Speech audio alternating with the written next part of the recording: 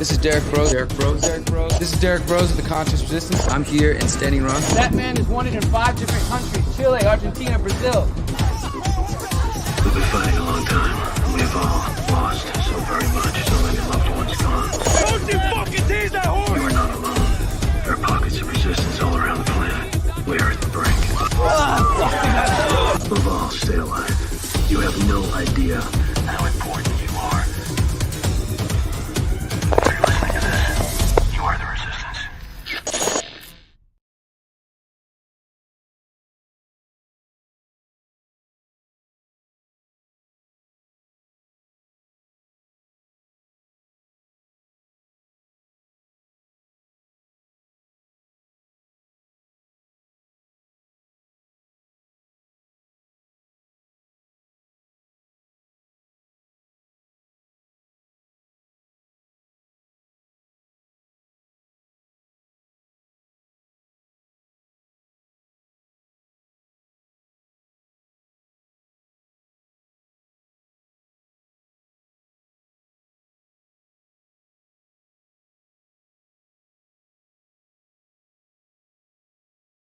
All right, welcome to the Conscious Resistance Network. My name is Derrick Broze. Excuse my camera. It's doing some tracking stuff right now. But welcome to another broadcast, there we go, of the Conscious Resistance Network. My name is Derrick Broze. And as the title of the video indicates, we are going to be talking about my latest investigation, Justice Delayed, which I released last Monday with The Last American Vagabond. It ended up being a 3-part investigation. We're going to go over those 3 parts today. I'm going to try to keep this video under 30 minutes. And if you have, let's say you're hearing this right now and you only have 5 minutes. I like to do this sometimes. Here's the less than 5 minute synopsis for those who got to go very quickly. I have been investigating sexual abuse in Utah and within the Mormon Church since June 1st of this summer. And in that time, as I've started to produce my reports, what ended up being a 5-part report for The Last American Vagabond, which concluded with investigations into the Mormon Church. I started to have a number of different sources sending me information about their personal experiences, things they witnessed, things they saw, things they heard. And one of those sources sent me a tape, which was called The True Story of Mormon President Gordon B. Hinckley. Gordon B. Hinckley was the Mormon president back in the 90s until his death in 2008. And he was a very important person in the church. And if you know anything about the Mormon Church, they consider their leaders to not just be leaders, but to be prophets. So this man is definitely held up as a certain type of character and looked up to by a lot of people. And this tape that I was sent was produced in the late 80s, early 90s, and it involves 5 different people telling their stories about what they witnessed Gordon B. Hinckley being involved with. They make accusations, including that Gordon B. Hinckley was involved with homosexual relationships, that he was having sex with prostitutes. Those things obviously would be frowned upon by a married man in the Mormon Church. But also, most disturbingly, these witnesses say that they witnessed young boys being brought to these parties. They said young boys, 15, 16, excuse me, maybe even a little bit younger in some cases, being brought to sex parties. And this was sent to me. This documentary was sent to me, and I decided I needed to investigate it. So for the last month, last month and a half, I've been investigating this story about this tape called The True Story of Gordon B. Hinckley.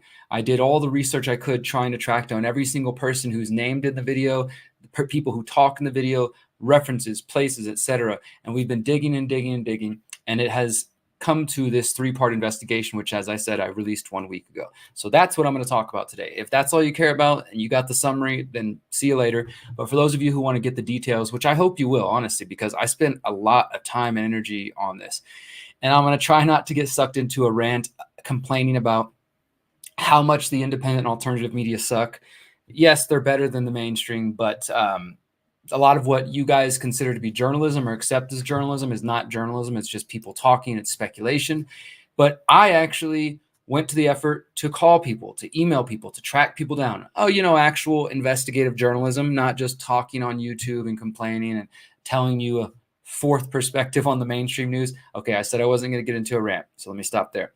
But I did real journalism here, and I hope that you guys will support my work because of that, because this is not doing these kinds of reports and focusing on this stuff. This doesn't get you a lot of money, guys. And sitting here and saying that for, focusing on one story for 5 weeks or more, it's difficult. And the independent media, people expect you to pump out new content. And that's why a lot of those so-called independent media are now clickbait. And I refuse to turn into clickbait. I'm going to stay doing investigative, deep, thorough journalism, but I need your support. So please, at the very, very least, the least you can do, press a button and go to theconsciousresistance.com and bookmark my website. Check it once or twice a week so you can see all of my latest reports. Stop depending on social media to make sure you see my reports. And most important, if you can actually go the extra mile, I encourage you to go to theconsciousresistance.com/invest.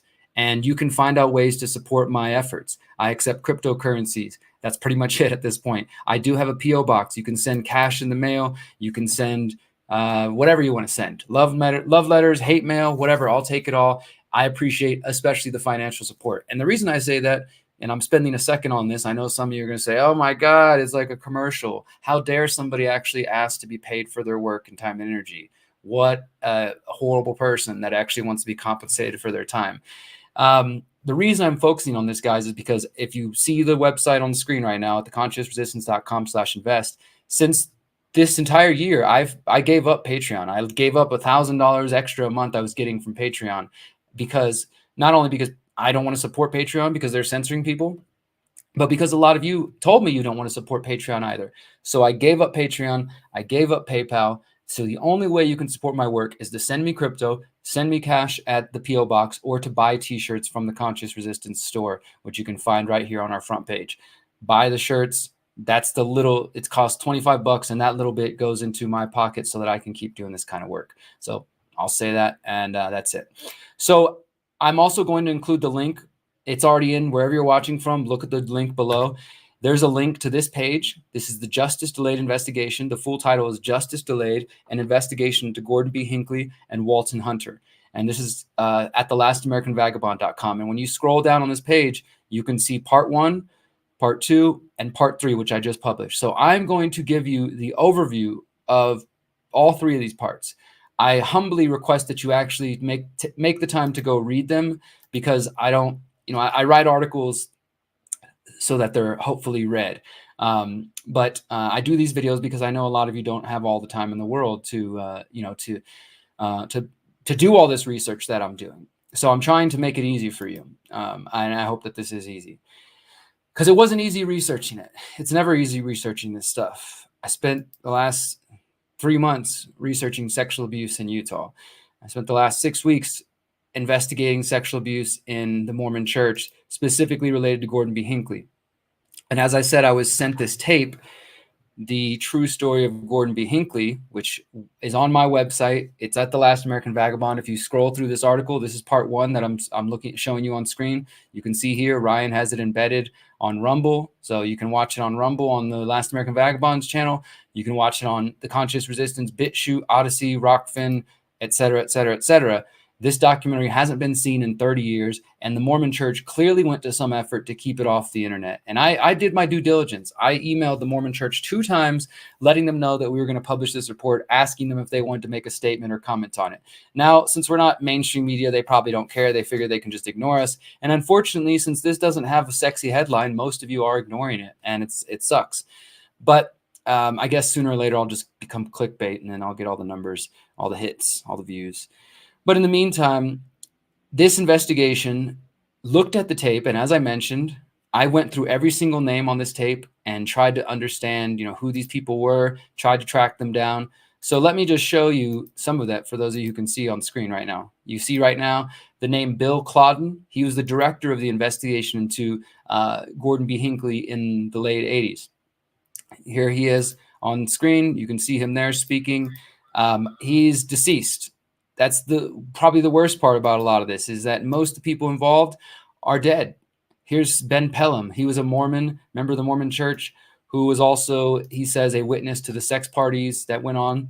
And he's one of the people that says he saw young boys. I have been unable to find him. This is Ben Pelham. If anybody out there can do better research or track people down than me, Ben Pelham, who lived in Utah in the 60s, 70s and 80s, at least around that time. Benjamin Pelham, perhaps. He says he saw young boys. We can't find him. This is Charles Van Dam. Charles Van Dam claimed that he had a homosexual relationship with Gordon B. Hinckley. He's dead of AIDS now. He was also one of the people who said that he saw young boys there. He was involved to a certain degree, and we know for a fact that that he did have a relationship with Mormon President Gordon B. Hinckley. Now, at the time, Gordon B. Hinckley was only an apostle in the church, but he was still a pretty high up person. And he went on to say, as I said, to become president of the church, and this whole thing was forgotten, never exposed. This next person is Louis Sims. Now, Louis Sims, he was an employee of the Hunter Motor Company. So now let me back up a little bit. Like I said, this tape, the accusations involve claims that Gordon B. Hinckley and another man named Walton Hunter, who was a bishop in the church, were involved in sex parties with young boys, prostitutes, all kind of people. And they said that this happened at a house in Salt Lake City, as well as an apartment above the car lot, because Alvin and Walton Hunter were brothers who owned the Hunter Motor Company car lot. And they had employees, including this man. The man you're seeing on screen, his name is Louis Sims. He was a Hunter Motor Company employee, and he's also a witness. So let me show you, if I can pull this up, one other thing here, because as I said, I've been trying to track down everybody, and unfortunately, I think we found Louis Sims. I haven't been able to find him. I hadn't been able to find him at the time of publication, but I believe we just found him. I believe Louis Sims died earlier this year, unfortunately, that he died in, you guys tell me, what do y'all think? Do y'all think it's the same man? I think it's the same man. I've been studying this picture all day. Here's Louis Sims right there. Here, actually, let me just show you all my Twitter account. I have a better lineup shot that you can see. Basically, I found a Louis Sims who seems to be about the right age, but he's dead now. He died earlier this year in January. So you guys tell me what you see here. Here's Louis Sims from the documentary, Truth About Gordon B. Hinckley. Check out the nose, flat, a little bit wide nose. Look, he's got eyebrows, but they're not super thick. They're kind of light, even though he's maybe in his 30s here. Facial features, look at the smile lines right here, right? The cheeks, and then check out this. So there's another man. I believe we found him, and I believe he's dead, unfortunately. He died in January, peacefully, they said. And some people on Twitter don't think it's the same man. I do. I'm convinced it's the same one. I've tried to track down his wife. I think she might have just passed away literally a week ago. So this kind of reemphasizes why we need people who have information to speak out as soon as possible. So that's Louis Sims. Let me go to the next person on here. If you just tuned in, I'm showing you the documentary, The True Story of Gordon B. Hinckley. That's Gordon B. Hinckley right there, which was sent to me by a source over a month ago, and we've been investigating and trying to track down all these people to see if we can confirm their story, corroborate it, or if they made it up. Maybe they made it up. But in my investigation, we've shown that there's some merit, at the least, to further investigate. Unfortunately, as you're seeing, a lot of the people are dead now. So here's another woman, Viola Gallo, sex party witness. Again, she says she was there. There's Viola right there. And let me see if we have her. Yeah. So here you can see, here's her right there. And here's an obituary. Let me show you this picture. This picture is super small, so it's kind of hard to see. Let me see how zoomed in we can get. I mean, this is going to be pretty bad. Like, it's going to be really grainy. That's her younger. But look, if you see her here, cheekbones. I know it's like, if you guys are watching on the phone, this is probably impossible to see. But come back and watch the video, or I'll post the link. That's Viola Gallo. She died known as Viola Romero, and she has a husband. I haven't been able to find the husband. I haven't been able to find their daughters or children either, but they're all probably alive. And she passed away in 2013 and this is from the Salt Lake Tribune. So she was still in the Salt Lake City area, even though, she testified about witnessing Mormon leadership at sex parties. So she's gone. Charles Van Dam's gone. Louis Sims, gone. Ben Pelham, we can't find him. Bill Claudin, gone. Those are all the witnesses that we got at the moment. And then the rest of the documentary you can watch on your own. So as I said, I've spent the last few months trying to track down these people to see if I could verify their story. These claims of sexual abuse by Mormon leadership, Gordon B. Hinckley, who went on to become president of the church. Now, Gordon B. Hinckley is a very important person because Gordon B. Hinckley, he sort of modernized the church. He helped buy TV stations, radio stations. He helped them create the Bonneville Corporation, which is basically a Mormon corporation that produces even streaming shows. You might be watching shows you didn't know it's produced by the Mormon Church. And yeah, so he was an important person. So it makes sense that they would try to cover this up. Now, we have allegations of abuse of young boys that I mentioned. I'm going to go ahead and read you some of the quotes here from the different people that I just showed you on screen. Ben Pelham, who's the first gentleman, said, "I did see Alvin, Walter, and Hinckley go up to the apartment with prostitutes. I guess they were prostitutes and young boys. These parties were frequented all the time by the Hunters." That's Alvin and Walton Hunter. We're going to talk more about him in just a moment. "And Mr. Hinckley and some other church officials. And they weren't there to play poker. Charles Van Dam accused Hinckley of having, quote, anal intercourse with feminine-looking boys." And he says, quote, "youngsters. I'm talking about 15, 16-year-olds, just little youngsters, babies." Viola Gallo said that she said, quote, "I remember hearing them calling him Gordon Hinckley, and I was introduced to him one time. And there was a couple of young boys one night at a party, I would say around 15 or 16, and they went off to a bedroom together, Mr. Hinckley and the boys, 2 boys, in fact, and they were in there for quite a while," she says. So all that alone is like, okay, this is kind of crazy. I will say this, that one of the things that intrigued me and made me want to do this story was because, as I said, like, it's really rare that you find something on the internet that has never been, or that you find something that has never been published on the internet. So when somebody contacted me and said, "Hey, I have a VHS tape from the 1980s called The True Story of Gordon B. Hinckley.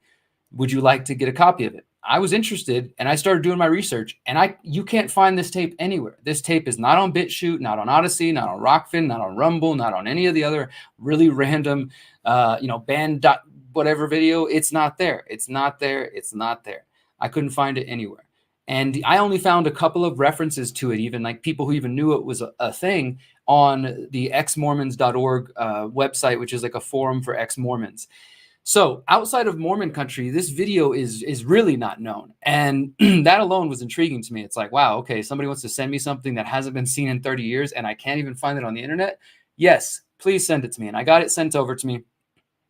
And we started investigating. And I actually have another tape that we're going to be releasing very soon. And maybe I'll show you guys a little bit of it today.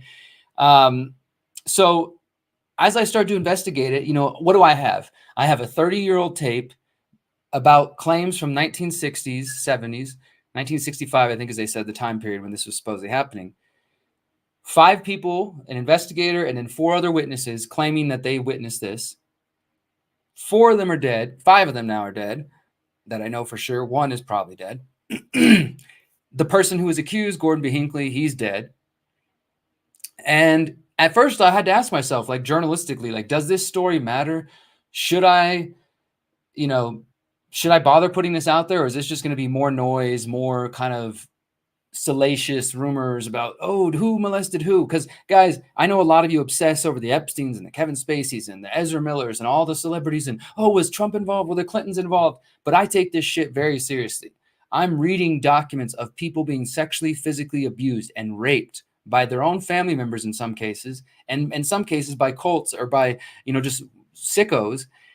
And I don't care if you know their names or not, if they're famous or not. I care that somebody's got to tell this story. And so in the end, I decided it was worth releasing this story because, if I don't talk about this, then these people, their story will never be heard. And as I said, a lot of them are passing on, and the people who were accused have passed on, but that doesn't mean everybody involved. Think about this. If Gordon B. Hinckley was guilty of the things that he's guilty of, and there was an effort to cover this up, that means he had church attorneys involved, that there were probably other members of the church who knew, or at least were aware of the accusations and helped to shut them down. People probably made an effort to silence certain people, maybe even threaten some people. Because look, as I've been investigating this, and I've talked to dozens and dozens of sources who are familiar with the church, involved with the church in different ways. And I've been told more than once, you're sticking your head in the lion's mouth. You need to be careful.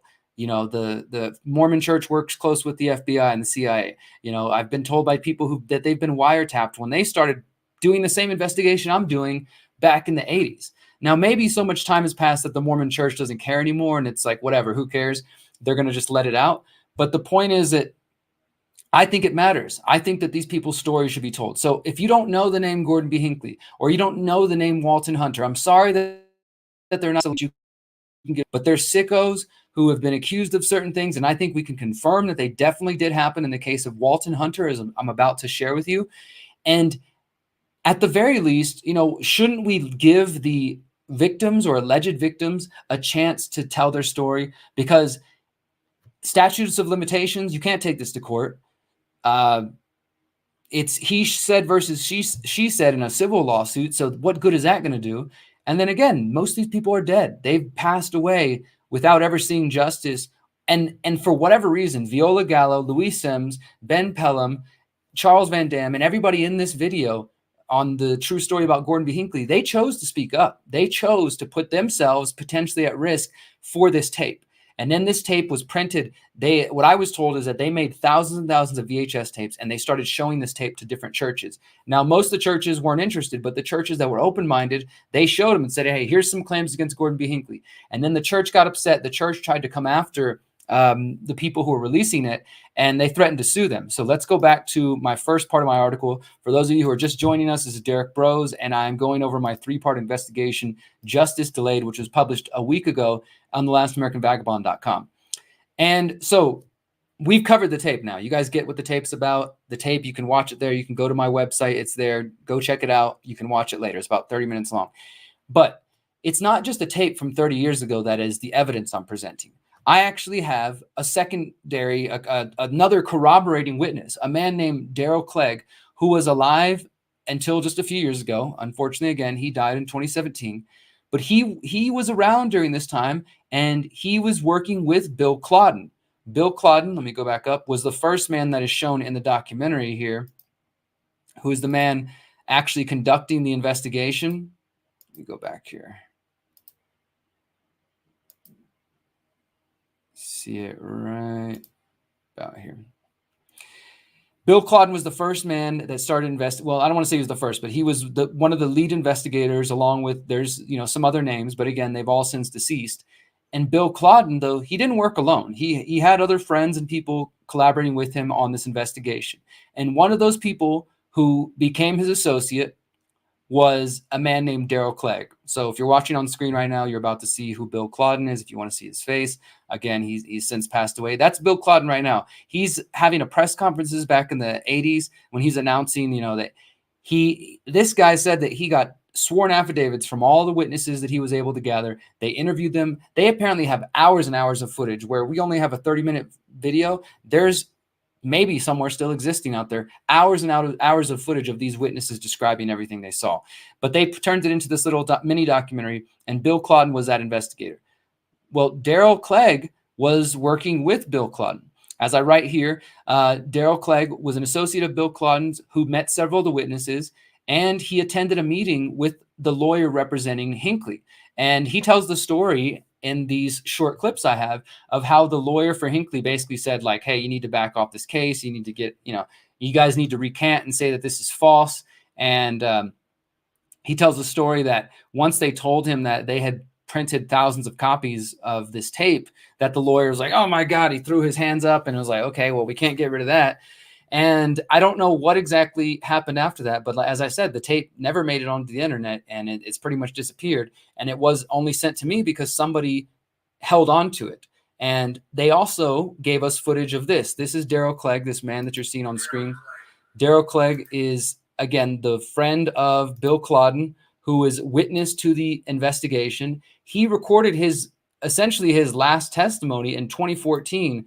And he asked for it not to be released until he died. And he died in 2017. So it's taken about 5 years for this to, get to the public. It came out to me. And now here we are, again, all the people are dead, and it's hard to confirm much of these things. But Darrell Clegg is at least another witness. So we have the tape and the witnesses on there and the statements they made. And then we have Darrell Clegg, who was in at least partially involved in the investigation led by Bill Clodden, stating that these things were true.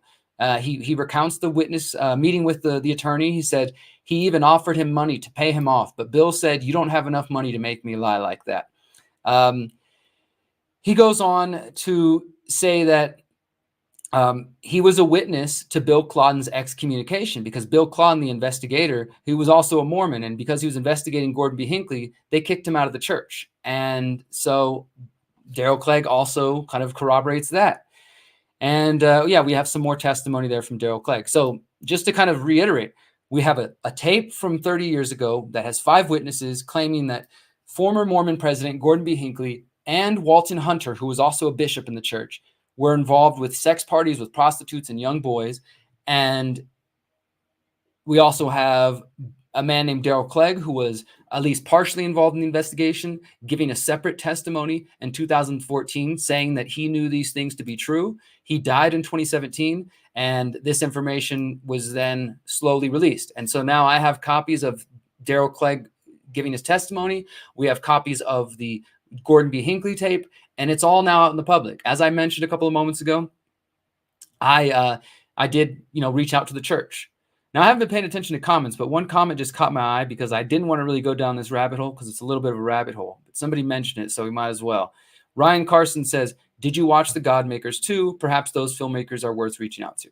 Yes. So again, if you understand the story so far, try not to get confused. So at this point, but in the 1980s and the 90s, there were 2 movies that came out. One called The Godmakers, and then The Godmakers 2. These were produced by a company called Jeremiah Films, which is still around. You can go out and you can still buy the digital copies or DVD copies of The Godmakers at jeremiahfilms.com, I think, on their website. Well, again, most of the people involved with Patrick, who is, I think, the guy behind Jeremiah Films, he's dead now. But Godmakers focuses more about Mormon rituals and says that some of the Mormon rituals are actually satanic or they're Freemasons or things of that sort. And that wasn't the focus of my investigation. But part of Godmakers 2 does include short clips of the video that I have, the video of the true story of Gordon B. Hinckley, but it's only small snippets. So that's why I didn't really talk about Godmakers, Ryan, and bring it into the story because I feel like it's unnecessary. Godmakers kind of has its own baggage and its own infamy. People think it was not credible and things of that sort. So although some of the same people were kind of related to this, and I have contacted them, I reached out to all those people. The ones that are living, I've spoke to. Anybody you can think of that's connected to this that is alive has probably received a phone call or an email from me in the last few weeks. And in fact, I was just told today that I can have access to the Jeremiah Films archive. They have hours and hours of interviews, they said, and I don't know if it's related to Gordon B. Hinckley or anything, but they basically said they're going to send me a sheet of all the interviews they have available still in their archive, and then I can get access to whatever I want. So that could potentially lead to new things. That's the whole thing, is like once you put out an investigation, it's a lot of behind the scenes work for 6 weeks or more. And then I dropped 1, 2, 3 articles last week. And then now people are starting to send me more stuff. I've gotten new leads just since we've started doing this report. So that's part 1 of my investigation. I know we're already 30 minutes into this video, but if you got a little bit more time, guys, give me some thumbs up, some likes, all that, wherever you're watching. I appreciate that. Go to theconsciousresistance.com, bookmark our website, go to the invest page if you can support me. Seriously, I don't do Patreon, any of that stuff. So $5 a month, if you got it, send it my way. It'll help me go a long way. But if you got a few more minutes, I want to cover part 2 and 3 because these are connected. And this is where the investigation got even bigger. Like I thought this tape was a big part and Darrell Clegg, and it was going to originally just be about that until literally about a week ago. And then I found there was a new thread to explore. So let's go back to the articles. So that was part 1. Recovered documentary uncovers accusations of child abuse against former President Gordon B. Hinckley. All right. And then if you go down to part 2, daughters of former Mormon Bishop Walton Hunter accuse father of rape. So now this is where things get a little weird and even more disturbing. Now I mentioned that the accusations against Gordon B. Hinckley. Now, Gordon B. Hinckley is, of course, the focus because he was the more well-known person. He was the president of the church. Gordon B. Hinckley is accused of doing these sex parties and stuff at an apartment above the Hunter Motor Car Company. And remember, Louis Sims was an employee of the Hunter Motor Car Company, and he was like, yeah, I saw the women coming in, and I helped out get women sometimes. Well, the Hunter Motor Company is owned by Alvin and Walton Hunter. These are 2 brothers who we know for a fact had a friendship, a close friendship, according to many people, with Gordon B. Hinckley. And they were seen by many people at the Hunter Motor Car lot. Gordon B. Hinckley was seen there. Obviously, the Walton and Alvin Hunter were there because they owned it. At least Walton Hunter owned it. And so initially my investigation was just focusing on the tape and what Gordon B. Hinckley was up to, because obviously the tape's titled The True Story of Gordon B. Hinckley. But then I decided last weekend before we published, I told myself, watch the tape one more time, listen slowly and carefully, and make sure you didn't miss anything. And then I listened to Louis Sims, who is the gentleman who was a witness that I said just died, earlier this year.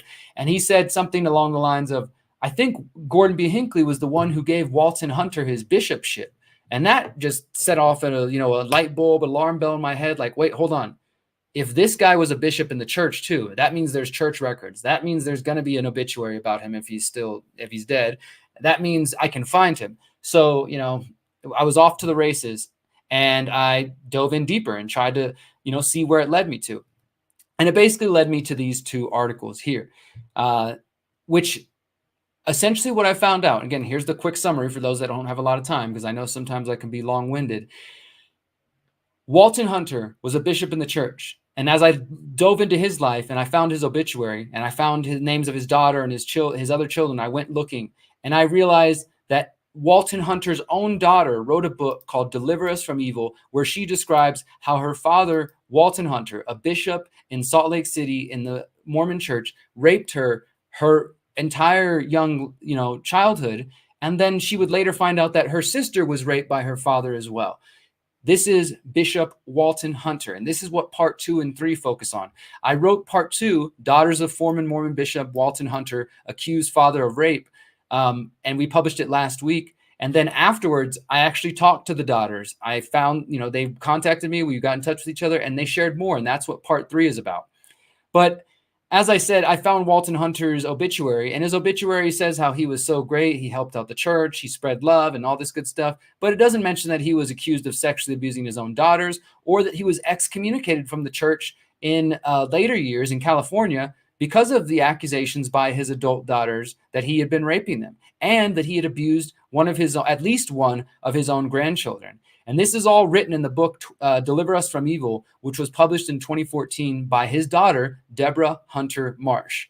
And I read the book last weekend. It made me cry a couple times. It's pretty disturbing. It's fucked up. That's all I can really say. It's fucked up. And yeah, so she describes being abused, raped by her father, emotional abuse, mental abuse, and just all these different things. She also mentions the tape without saying it. She mentions that an unknown Mormon official was supposedly involved. She doesn't name Gordon B. Hinckley by name, but she names Louis Sims, Charles Van Dam. So those people were real. They did work at the car lot. The daughter of the man who owned it is confirming that for us. And and I tell the story in here basically how, by time they tried to go after her father for this, statute of limitations, the daughters were grown adults. They couldn't do anything about it. Whenever they found out one of the kids had been abused by the grandpa, the kid was too traumatized to testify, so they couldn't take him to court. They did eventually sue him in a civil lawsuit, and you can see on screen, I found the court records in California, San Diego, California.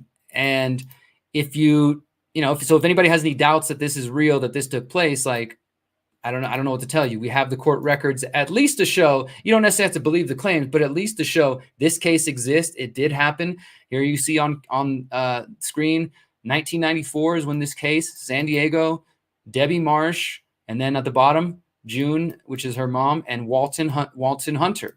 There you go. The same Walton Hunter who was accused of Gordon B. Hinckley of being involved in sex parties with prostitutes and kids is raping his own daughters and abusing them.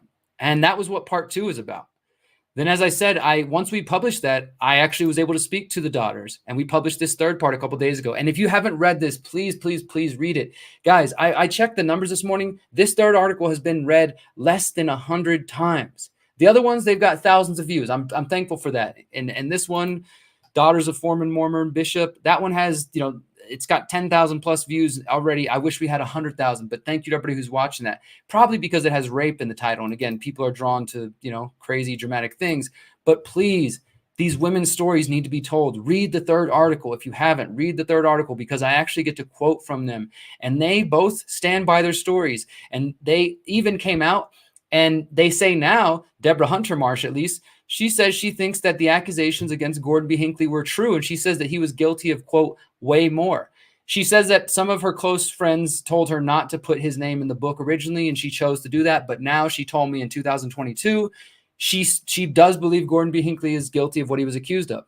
I also spoke to her sister, Rebecca Capp, who was raped by her father, Walton Hunter.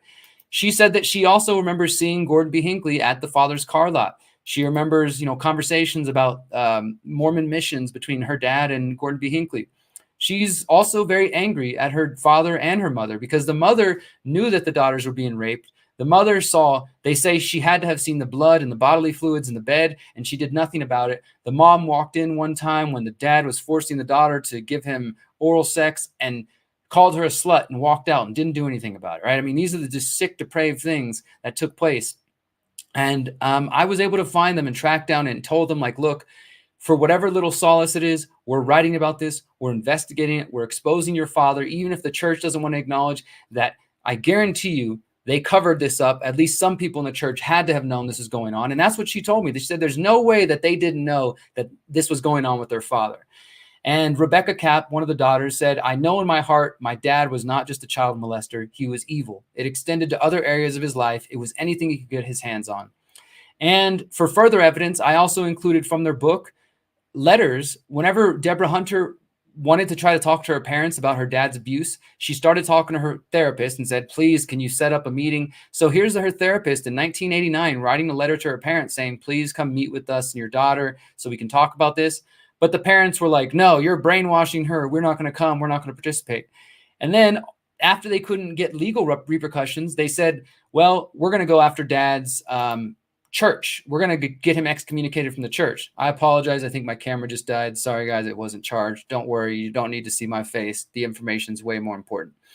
And they tried to get him excommunicated from the church. They said, well, look, okay, if we can't go after him legally, if we can't, they couldn't really do anything. The law wouldn't do anything. So they thought, well, maybe then at the least we can get him kicked out of the church so that nobody else can be hurt. Right? That nobody else can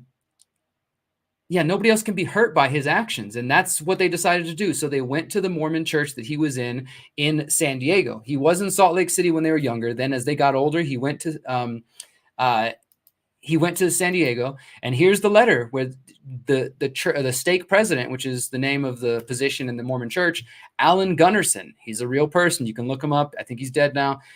He might still be alive. And you see Miss Debbie Marsh, 1993, inviting her to come participate in what they call the disciplinary council. And the daughters did eventually go do that. They went to the disciplinary council, they shared their story, and their father was finally excommunicated from the Mormon church in San Diego. But this is after they had been raped by their father for decades. And again, we never know the full story because their father is the same man, Walton Hunter, who was accused, along with Gordon B. Hinckley, of being involved with these sex parties with these young boys and with prostitutes and things like that. So I don't know what to say, guys. I mean, it's not just the tape. It's the tape plus the testimony from the other witness, Darrell Clegg. And then it's also the daughters of the man. So we have accusations against Gordon B. Hinckley. We've got 4 witnesses in the videotape, the true story of Gordon B. Hinckley. And then we've got a man from 2014 saying, yes, I was there. I remember this. I witnessed it. It's true. And then in addition, we have the fact that the man who owned the car lot, his own daughters accuse him of rape. I don't know what to tell you guys, but as I was told, where there's smoke, there's fire. And I think there's a lot of smoke here. And I don't know. I don't know what else to say about it. I think that this is unfortunate that these kind of things happen. And I'm not, this isn't my favorite topic. I honestly hate reporting on these kinds of things. I wish that there was better things for me to, there's a lot of different things, but I think it's important. Okay. It's important to talk about this, even if nobody else will. And that's why I focus on these topics. So I appreciate you being willing to listen to me go on about this for 40 minutes because it's not a fun topic, but it is important. And as I told Deborah Hunter Marsh, I'm doing this for you, for the victims, not because, I want to, go after or attack the Mormon Church, or because I want to get credibility for breaking this story. Although I feel good about doing journalistic work. That feels good. But I'm doing this for the fact that Daryl Clegg told his testimony before he died and he didn't get to speak publicly. The fact that all the people who are on the tape are dead now and haven't been able to share their story. The fact that the daughters of Walton Hunter were abused and their lives in many ways were shattered, and their grandchildren. The grandchild who was abused by his grandpa, Walton Hunter, he died of a overdose in the last 2 years. And his whole life was very difficult from what I was told. And I would definitely say that was the consequence of the abuse, the sexual abuse he had by his own grandfather. So there are real victims, real people involved in this. And that's why I decided to dedicate 6 weeks to this. That's why I decided to do 3 articles about this. And I also, let me mention this too, I did an additional one. I pretty much just gave you guys the summary, but if you're curious, I did write this blog as well. So we have 3 articles. We got the documentary and this blog I wrote called How the Justice Delayed Investigation Finally Came to Light. And if you want some more behind the scenes, just kind of learning how I work, and I talk about some of the synchronicities that happen in here, because I have that. Whenever I know I'm working on the right case, synchronicities start to happen, and I start to it's like information just gets handed to me or falls in my lap. And I've worked hard to make it happen, but it's a sign that I choose to take, that I'm on the right path and headed the right way. So you can check that as well at theconsciousresistance.com. All this stuff is linked below, guys. The 3-part investigation, Justice Delayed. Please, please, please, please, please share it. Share it with your friends and family. Send it to email. Send it in a text. Don't just dump it into the abyss of social media. If you really care, if you want these women's stories to be told, these victim stories to be told, these survivors' stories to be told, then make an effort to share it, because I made a damn hard effort to write it, to investigate it, to research it, and to report on it. And I've done a couple of interviews now. I've got a few more interviews lined up that I'll be talking about this week. And as I said, I'm still getting sent more information, so I don't think this is over. I think I'm probably going to have more to say about this in the coming weeks. And yeah. And if you can support my work, please go to theconsciousresistance.com/invest, theconsciousresistance.com/invest, to make sure I can continue to do this, guys. It really means a lot. And as I said, you can send me love mail or hate mail to my P.O. box, which is listed on that address, theconsciousresistance.com/invest. Now, since you made it all the way to this video this far, and I'd like to conclude, for those just tuning in, my camera died, so apologies for the black screen. But if you made it this far, I want to give you a special treat. And that is a sneak peek of the other video that we are going to be releasing. That was sent to me. Let me see if I got it here. I got to dig around, guys. I got it in my files. Yep, here it is. This is another video that was sent to me about, it's not the same topic. It's a similar topic. It deals with what is sometimes known as SRA. For those of you who know what SRA means, then you know what I'm talking about. And, well, let me just go ahead and play a second of it. How about I do that? Shut up and stop stalling here. So let me screenshot that. All right. So this is the last thing I'll do before I wrap up for today. Here we go. This is,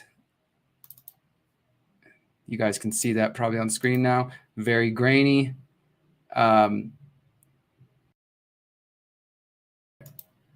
Okay, so very grainy. This is a broadcast from, I think, the mid-90s of a report by a journalist named Brad Edwards, who worked for Oklahoma City News in the 90s. That's Brad Edwards on the right side of the screen. If you can see from the crappy quality of this was recorded off somebody's home TV set with a VHS. For those of you who've been around a little longer, you remember what that's all about. And here you can see the screenshot. News Channel 4, Brad Edwards. Are the children lying with a pentagram upside down? This is a 38-minute video, which basically follows Brad Edwards' report for a week. What I found out was that he had this segment called In Your Corner, where he's like, I'm in your corner fighting for you. And for a week in the 90s, I don't know when exactly this aired. I haven't been able to find out. But sometime in the 90s, for a week, he did a special broadcast about SRA and called it Are the Children Lying? And so for every night, on the primetime night of this report, he's like, okay, tune in tonight as we talk about SRA and claims of abuse by cults and, you know, things of that sort. And they have just interviews with kids sharing some messed up things. And again, this report probably aired on one time on TV and has probably never been seen again. But I'm doing some more investigating into it, and we will be releasing it pretty soon. So I'm excited to share that with you guys as well. And again, if that's thanks to the sources that send me information. That wouldn't happen unless I had sources out there willing to share this info with me. So if you've got information out there and you need it to get out, please reach out to me. My email is intothelight@protonmail.com, intothelight@protonmail.com, as in let's drag all these sick fucks out of the darkness into the light at protonmail.com. All right, guys. Thank you so much for tuning in today. Please visit theconsciousresistance.com. That's it. I'll see you next time. Remember, you are powerful, you are beautiful, and you are free. Peace. Since 2012, the Conscious Resistance Network has been an independent media organization focused on empowering individuals through education, philosophy, health, and community organizing. We work to create a world where corporate and state power do not rule over the lives of free human beings. Our motto is leading by example and helping others in their pursuit of freedom. Visit theconsciousresistance.com to find our articles, documentaries, interviews, podcasts, books, and more. Remember, you are powerful, you are beautiful, and you are free.